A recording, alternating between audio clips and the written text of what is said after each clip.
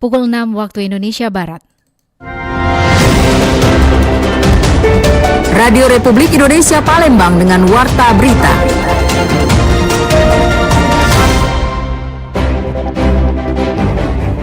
Tergantung permintaan penawaran. Nanti kita kepada permintaannya nanti akan ada komunikasi kepada masyarakat. Ya biasanya kan belanjanya bijak, nggak usah beli yang berlebihan ketakutan. Ini kan masalah budaya ya.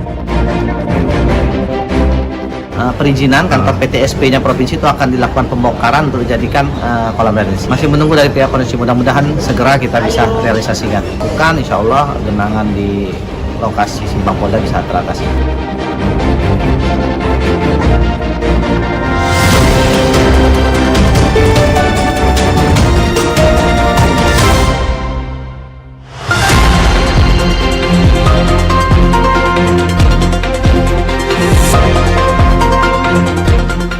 Selamat pagi, Anda mendengarkan Warta Berita RRI Palembang, Sari Berita.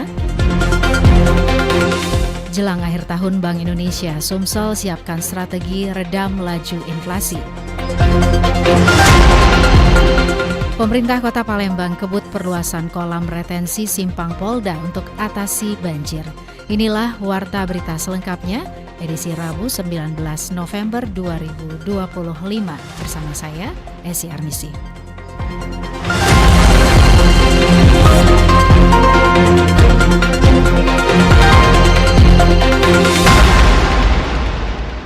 Pendengar, jelang akhir tahun, Bank Indonesia Sumsel siapkan strategi redam laju inflasi. Laporan Herul Rizky. Menghadapi potensi meningkatnya permintaan menjelang Natal dan Tahun Baru, Bank Indonesia Perwakilan Sumatera Selatan menyiapkan sejumlah strategi bersama Tim Pengendalian Inflasi Daerah atau TPID untuk menjaga stabilitas harga pangan. Kakanwil Bank Indonesia Sumatera Selatan Bambang Pramono mengatakan, beberapa langkah akan dilakukan oleh Bank Indonesia, mulai dari operasi pasar, penguatan kerjasama antar daerah, hingga optimalisasi gerakan Sumsel Mandiri Pangan. Upaya ini diambil karena laju inflasi di Sumatera Selatan masih dipengaruhi kenaikan harga sejumlah komoditas pangan dan juga hortikultura, seperti cabai merah, daging ayam ras, serta emas perhiasan. Minimal pekarangan mereka ditanami, itu kan permintaan mereka nggak perlu datang, nggak perlu beli lagi kan. Kalau nggak perlu beli, berarti kan pedagang yang punya, kalau bisa punya barangnya lagi, barang pertama kalau barangnya ada bagus, tapi kalau barangnya nggak ada kan mereka nggak perlu naikin harga, itu dijual juga gitu. Nah, tadi kan dengan kerjasama antar daerah, menggunakan pekarangan-pekarangan, tadi Pak Gubernur bilang akan ada GSM, Goes to Pesantren. Itu hasil di akhir tahun, ditahan atau enggak, ya bisa kan tergantung permintaan penawaran. Nanti kita kepada permintaannya nanti akan ada komunikasi kepada masyarakat. Ya biasanya kan belanjanya bijak, nggak usah beli yang berlebihan ketakutan. BI mengimbau masyarakat tetap berbelanja dengan bijak dan tidak melakukan aksi borong yang dapat memicu tekanan inflasi jelang akhir tahun. Dari Jalan Radio, Herul Rizky RRI Palembang, terus mengudara untuk Indonesia. Sementara itu, Badan Pusat Statistik atau BPS Sumatera Selatan mencatat inflasi provinsi ini pada Oktober 2025 sebesar 0,13%. Angka tersebut menurun dibandingkan bulan sebelumnya dan berada di bawah inflasi nasional. Kepala BPS Sumsel, Muhammad Wahyu Yulianto, mengatakan bahwa laju inflasi saat ini masih terkendali. Secara kumulatif Januari hingga Oktober 2025, inflasi Sumsel tercatat 2,38%. Capaian itu masih sesuai dengan target nasional Bank Indonesia dan juga pemerintah sebesar 2,5% plus minus 1%. Oktober ini relatif masih terkendali ya, 0,13%, bahkan melandai dibandingkan dengan capaian yang September. Dan kalau kita lihat capaian inflasi secara year to date-nya ya, Januari hingga Oktober, ini masih 2,38%. Artinya kemarin BI dan juga pemerintah daerah mentargetkan inflasi 2,5 plus minus 1, artinya masih batas range ya. Dan tadi juga didiskusikan tetap kita harus menjaga inflasi di bulan November dan Desember karena tekanan inflasi 2 bulan ke depan juga relatif masih tinggi ya. Karena tadi ada bayang-bayang SPPG, permintaan dari SPPG, kemudian juga ada nanti hari libur ya, hari Natal dan juga Tahun Baru. Ya saya yakin sih dengan kolaborasi yang selama ini kita lakukan, ya antisipasi pemerintah daerah bisa mengendalikan angka inflasi sehingga capaiannya sesuai dengan target. Meski tren menurun, Wahyu mengingatkan potensi kenaikan harga masih mungkin terjadi. Hal ini disebabkan faktor musiman menjelang Natal dan Tahun Baru yang bisa meningkatkan permintaan. Sejumlah komoditas penyumbang inflasi mulai menunjukkan penurunan harga. Cabai merah yang sempat tembus Rp80.000 per kilogram, kini turun menjadi Rp40.000, bahkan Rp35.000 di beberapa pasar. Komoditas lain seperti bawang merah juga mengalami penurunan harga yang signifikan. Kondisi ini turut membantu menekan inflasi pangan jelang akhir tahun. Pendengar, berikut kita dengarkan ragam komentar masyarakat.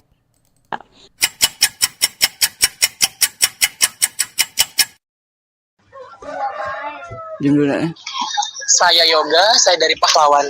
Pemerintah Sumatera Selatan terus mengantisipasi potensi inflasi menjelang Natal dengan memperkuat koordinasi Tim Pengendalian Inflasi Daerah atau TPID dan menerapkan strategi 4K, yaitu menjaga ketersediaan pasokan, keterjangkauan harga, kelancaran distribusi, serta komunikasi efektif kepada masyarakat. Langkah yang ditempuh meliputi operasi pasar murah, gerakan pangan terjangkau, serta pemantauan harga komoditas yang rentan mengalami kenaikan, seperti cabai, bawang, ayam, dan telur. Pemerintah juga bekerja sama dengan berbagai daerah untuk memastikan pasokan tetap aman selama periode konsumsi tinggi. Upaya ini dinilai penting untuk meredam tekanan inflasi musiman, menjaga stabilitas harga bahan pokok, dan memastikan masyarakat dapat memenuhi kebutuhan menjelang perayaan Natal dengan kondisi pasar yang lebih terkendali tentunya.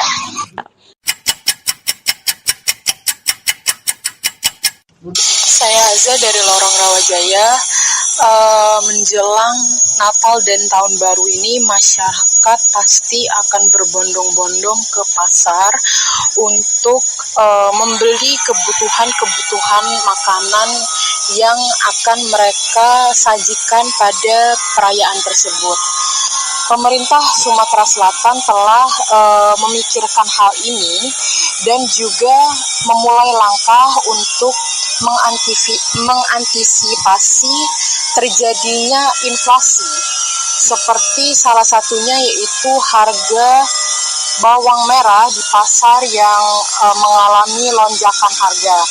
Oleh karena itu, pemerintah Sumatera Selatan diharapkan dapat mengendalikan dan juga mencegah terjadinya inflasi ini agar para masyarakat, terutama masyarakat yang merayakan Natal dan Tahun Baru ini dapat berlangsung dengan tentram tanpa ada kegaduhan mengenai harga kebutuhan pokok di pasar yang melonjak.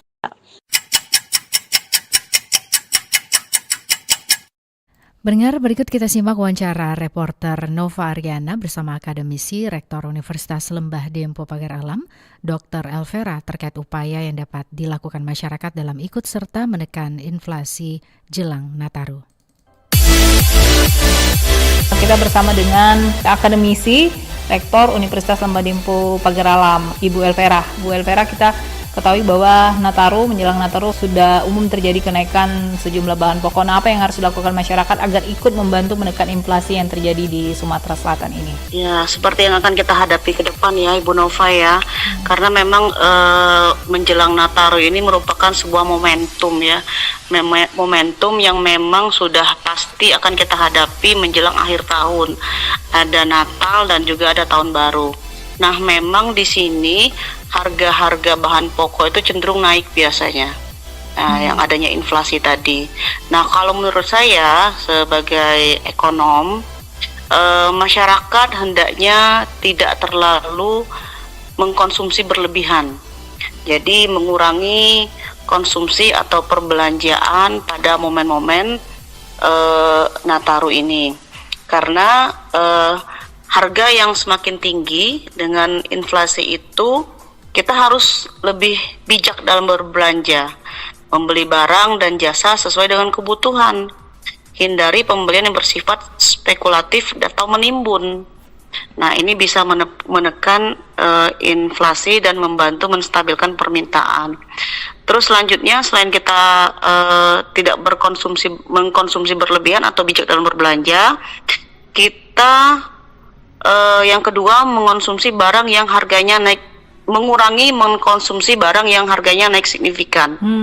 Jika harga barang jika suatu barang naik tajam, masyarakat dapat memilih untuk menunda pembelian atau mencari alternatif yang harganya lebih terjangkau. Hal ini dapat menekan permintaan sehingga harga bisa turun. Itu secara teoritis ya Bu Nova ya. Iya. Jadi kalau misalnya permintaan itu ditekan, maka harga akan turun. Kemudian yang ketiga, masyarakat bisa melakukan dengan menghemat uang atau mengurangi pemborosan lah, membatasi pengeluaran yang tidak penting dan akan mengurangi jumlah uang yang beredar di masyarakat. Nah, hal ini akan menurunkan permintaan secara keseluruhan yang berdampak juga pada penurunan harga. Seperti itu. Jadi kalau masyarakat mengurangi pemborosan atau menghemat uang lah intinya ya, maka akan mengurangi permintaan secara keseluruhan dan berdampak pada penurunan harga bahan-bahan tersebut. Dan selanjutnya kita juga harus menjadi masyarakat yang cerdas ya. Kita harus bisa membandingkan harga-harga yang wajar untuk barang-barang yang tahan lama. Kemudian alangkah baiknya yang terakhir ini kita lebih memilih produk dalam negeri atau produk lokal yang harganya cenderung lebih stabil dan tidak terlalu terpengaruh kurs mata uang atau kebijakan impor dan ekspor. Mungkin itu dari saya Bu Nova. Untuk menekan kenaikan harga atau inflasi, tentu masyarakat harus bijak dalam berbelanja, mengurangi konsumsi barang yang harganya naik signifikan, sehingga kalau permintaan turun maka harga juga akan turun. Oke. Itu teorinya. Mungkin satu lagi Ibu Vera, kalau kita pasar murah itu sebenarnya dapat menekan inflasi tidak, banyaknya pasar murah yang diadakan berbagai instansi atau kelompok atau seperti itu? Tentu ini merupakan strategi ya Bu Nova ya. Strategi pasar murah ini kalau menurut saya itu tentunya bisa menekan inflasi, karena pastinya ini strategi yang dilakukan oleh pemerintah atau komunitas-komunitas tertentu yang bisa mengurangi inflasi di masyarakat dengan adanya pasar-pasar murah tersebut. Pasti ini sangat berpengaruh strategi ini dalam mengurangi inflasi.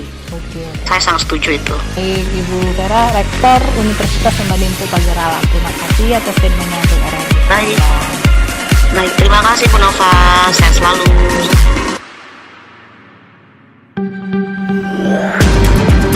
Anda masih bersama Warta Berita RRI Palembang.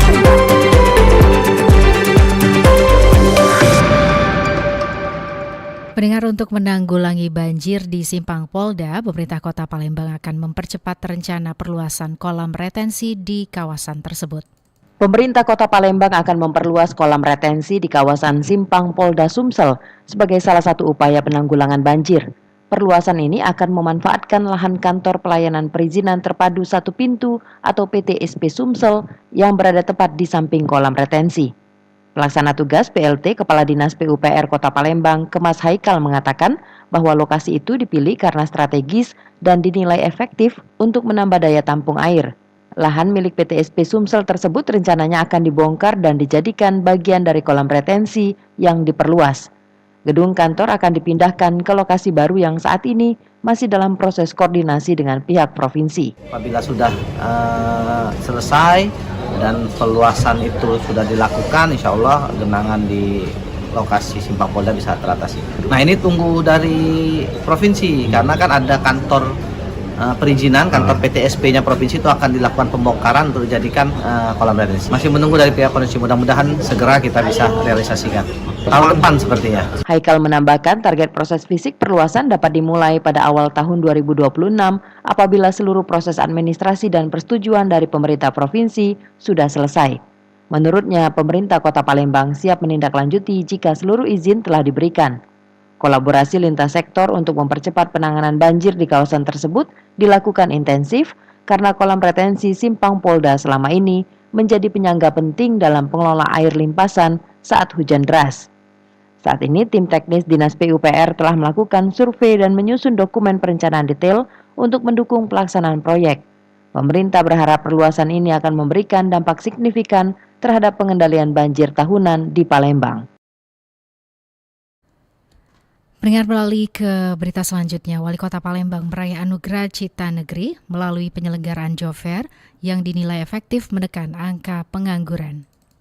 Wali Kota Palembang Ratu Dewa meraih anugerah Cita Negeri atas inovasinya dalam memastikan ketersediaan lapangan kerja bagi masyarakat khususnya generasi muda. Penghargaan ini diberikan karena Palembang dinilai berhasil menghadirkan program yang langsung menyentuh kebutuhan warga terutama terkait kesempatan kerja. Salah satu program yang mendapat perhatian adalah Job Fair yang rutin digelar pemerintah Kota Palembang. Wali Kota Palembang mengatakan dengan adanya Job Fair ini dihadirkan untuk membuka jalan bagi lulusan baru agar bisa segera bekerja dan mandiri. Terima kasih banyak buat Kompas TV ya dengan jajarannya dalam program Anugerah Cita Negeri. Terus yang kedua, penghargaan ini adalah buat warga Palembang, Wong Palembang. Saya persembahkan ini kaitan dengan inovasi SDG ya, Sustainable Development Goal, khususnya masalah ketenaga kerjaan. Memang kita ada beberapa inovasi yang kita kenal, Palembang Kito Ado Gawe.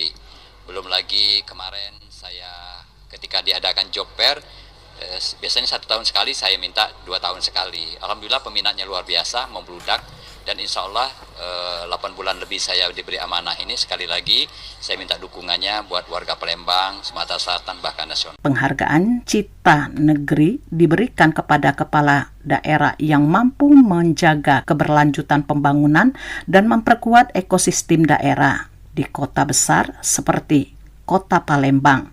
Persoalan penyediaan lapangan kerja bagi lulusan sekolah dan perguruan tinggi menjadi tantangan utama yang harus ditangani secara serius. Ratu Dewa juga menegaskan bahwa pemerintah kota terus membenahi berbagai sektor, termasuk pendidikan dan peningkatan kualitas sumber daya manusia. Ia menilai kerjasama berbagai pihak sangatlah penting untuk menurunkan angka kemiskinan, khususnya kemiskinan ekstrim, agar penanganannya lebih efektif dan tepat sasaran.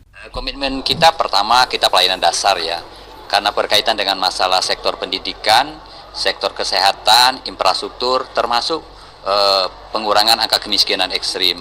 Wali Kota Palembang berharap agar Kota Palembang terus berkembang sebagai kota yang maju, tumbuh, dan berkelanjutan. Dengan berbagai langkah yang dijalankan pemerintah kota, diharapkan mampu menjadikan Palembang sebagai kota yang inklusif, modern, dan berdaya saing tinggi. Lamsihat Siltonga melaporkan.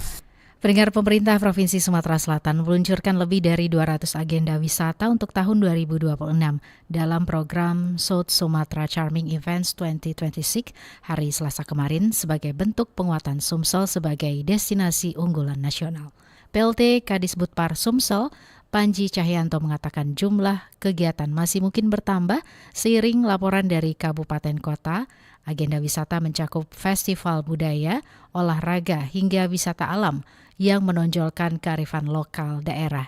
Di antaranya Festival Perahu Bidar di Palembang, Sriwijaya Ranau Grand Fondo di Oku Selatan, dan Festival Candi Bumi Ayu di Pali. Sumsel menargetkan 20 juta kunjungan wisata pada 2026, naik 50% dari tahun sebelumnya. Target itu didorong melalui kolaborasi antara pemerintah, pelaku wisata, akademisi, dan juga media. Sudah masuk kita 200 event yang sudah 2026. Mungkin masih ada banyak lagi yang belum masuk karena kemarin ada dari beberapa kabupaten yang belum menyampaikan. Yang dulu kan jadi kita tiap satu kabupaten ada 1 bulan. Yang diantara yang paling yang sudah masuk kan itu Festival Jaya, Festival Provinsial, Karangasem, Temporan, Grand Fondo 2026 mungkin. Misalkan kan tahun kemarin 18,9, tahun ini tidak sampai bulan Juli sudah 19,7, insya Allah di atas 20 lah. Panji menambahkan bahwa keberhasilan agenda wisata akan berdampak langsung pada pertumbuhan ekonomi daerah. Event-event tersebut diharapkan mampu menarik wisatawan domestik dan mancanegara secara masif. Selain itu, Pemprov Sumsel juga fokus pada penyelenggaraan profesional untuk menjamin kualitas kegiatan. Kita ke berita terakhir, pendengar. BPBD Sumsel minta Pemda dan BPBD Kabupaten Kota siaga hadapi potensi banjir dan longsor. Badan Penanggulangan Bencana Daerah BPBD Sumatera Selatan terus meningkatkan koordinasi dengan pemerintah daerah maupun BPBD setempat. Langkah ini dikatakan Kabid Kesiapsiagaan BPBD Sumatera Selatan Sudirman untuk mengantisipasi puncak pergantian musim, di mana dampak dari puncak pergantian musim tersebut akan terjadi banjir maupun longsor. Hingga saat ini pihaknya masih menantikan informasi dari BMKG terkait puncak musim tersebut. Jadi untuk menghadapi di puncak musim penghujan, kita pemerintah provinsi kabupaten berkoordinasi, berkolaborasi, menyiapkan terutama personil dan peralatan. Percuma kita ada personil tapi tidak ada peralatan. Makanya kita di awal musim dan di saat musim kita sudah menyiapkan personil dan peralatan. Apabila terjadi namanya bencana, kita siap apa dan berbuat apa. Yang sebenarnya itu yang kita lakukan saat ini. Makanya kita nanti juga kalau memang di puncak sudah ada rilis dari BMKG bahwa puncak musim hujan terjadi di bulan berapa, nanti kita akan melaksanakan juga namanya apel siaga, gelar pasukan dan peralatan menghadapi musim penghujan. Tetapi saat ini kita masih di puncak musim kemarau. Adapun wilayah yang berpotensi terjadi banjir maupun longsor merupakan wilayah perairan seperti perairan sungai maupun perbukitan, di antaranya Kabupaten Oki maupun Lahat hingga Muara Enim. Dari Palembang, Sumatera Selatan, Aditya melaporkan.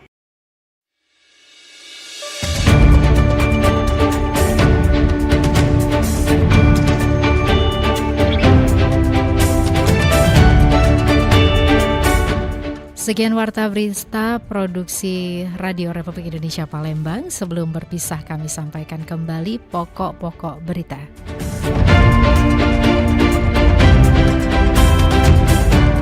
Jelang akhir tahun, Bank Indonesia Sumsel siapkan strategi redam laju inflasi. Pemerintah Kota Palembang kebut perluasan kolam retensi Simpang Polda untuk atasi banjir. Informasi lainnya dapat Anda akses melalui website kami rri.co.id, dan juga kami membuka ruang aspirasi bagi Anda untuk menyampaikan informasi peristiwa yang berada di sekitar Anda melalui line WhatsApp di 0821792990. Mewakili kerabat kerja yang bertugas, saya SRBC undur diri, sampai jumpa. Demikian Warta Berita Radio Republik Indonesia Palembang.